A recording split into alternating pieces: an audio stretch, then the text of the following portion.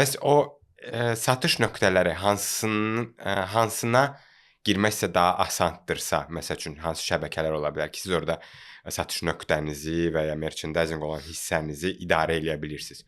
Orada o ünsiyyəti maksimal dərəcədə necə yarada bilərsinizsə, nə bilim təqlərlə, hər hansı bir reklam lövhələri ilə və s. Orada hansı maraqlı alətlərdən və ya necə nəsə mesaj ötürə bilirsiniz müştəriyə sırf satış nöqtəsindən danışırıqsa?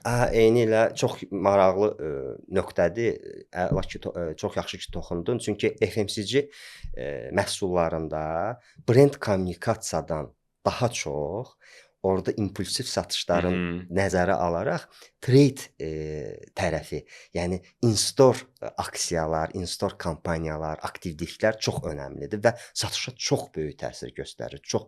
Mən qısa bir xülasə deyim.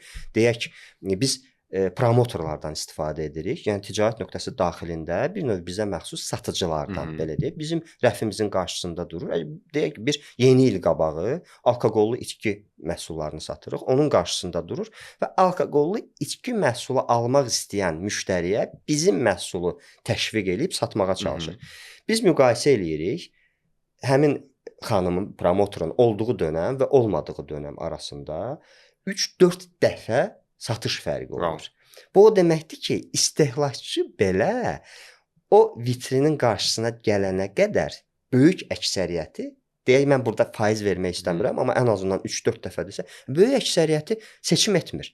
Yəni onun seçimi nə vaxt eləyir? Vitrin qarşısında edir. Baxır, qiymətləri müqayisə eləyir, yeni məhsul gəlib gəlməyib ona baxır.